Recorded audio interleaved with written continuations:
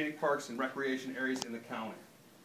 I've seen houses being built as I've gone through this community recently in a time where most houses aren't being built. That's the credit to the strength of this community and what we have to offer here as a lifestyle in South Fayette. And now comes the Marcellus Shale drilling industry.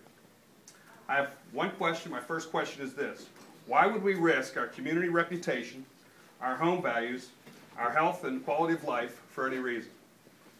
Now, I realize this is an issue of sound bites, misinformation from both sides, being tossed about, but Ann and I, my wife Ann and I, have been researching this industry for the last 2 months. As evidence of our research work, I submit to the Commissioner this book that we have compiled of information surrounding the impact of this industry on our water, our land, our air, our infrastructure of road and bridges.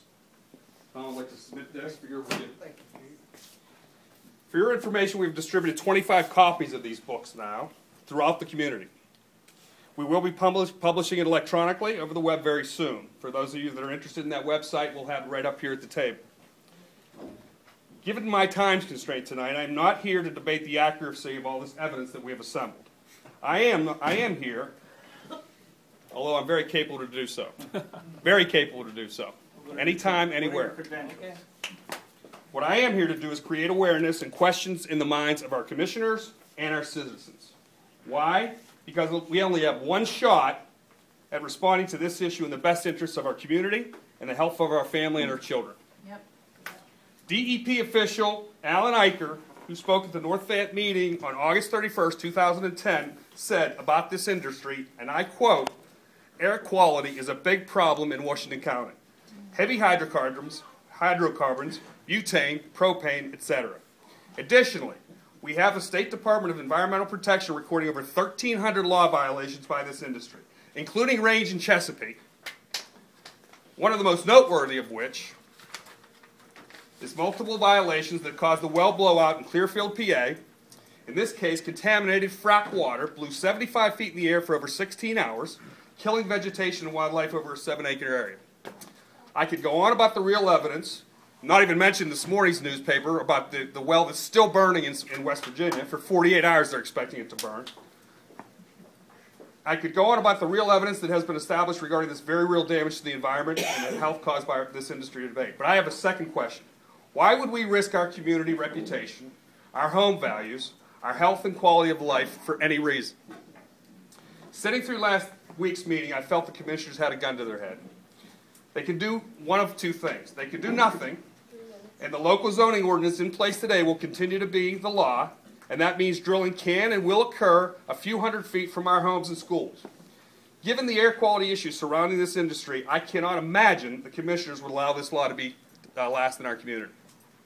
Or they can install new zoning rules very quickly, before the industry is able to get their first pending permit filed, yet they must do so without any expert guidance or industry impact knowledge. As Cindy, can I ask you to wrap up now so we give others opportunities? Yep. As Cindy Cox said, well, last night, she cannot even visualize how much 500 feet is. That option is highly concerning to me. Okay. Let me skip. I'll get to the final, Mr. I'll get to my final comments. Again, in all fairness to everyone that's here, there's a lot of people that want to speak. Yeah, I understand that. Thank you.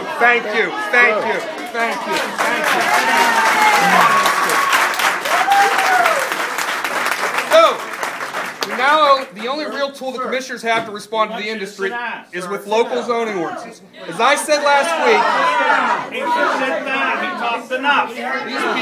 That's enough. 3 minutes is 3 minutes. 3 minutes. Sir, if there's additional time, we'll come back. Give everyone an opportunity.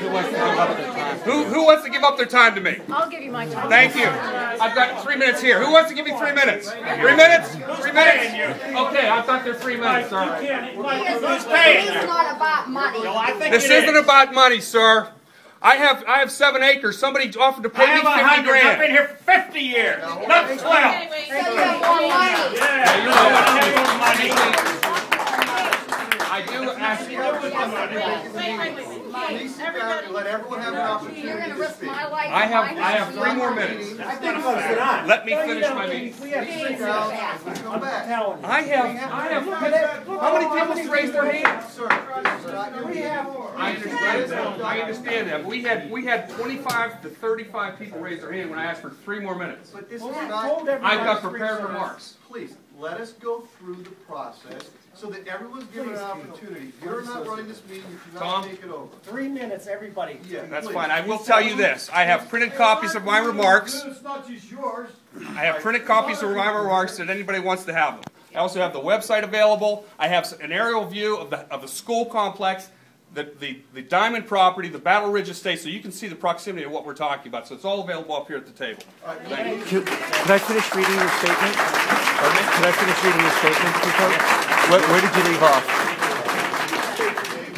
Sure, okay. My name's Dorothy Bassett. I live at 206 Jefferson Street, Midway, Pennsylvania. I came here not as a resident of your area, but I came here as someone who's researched the Marcellus Shale and its impact on communities for probably the last 6 or 7 months now. I've been in this research process.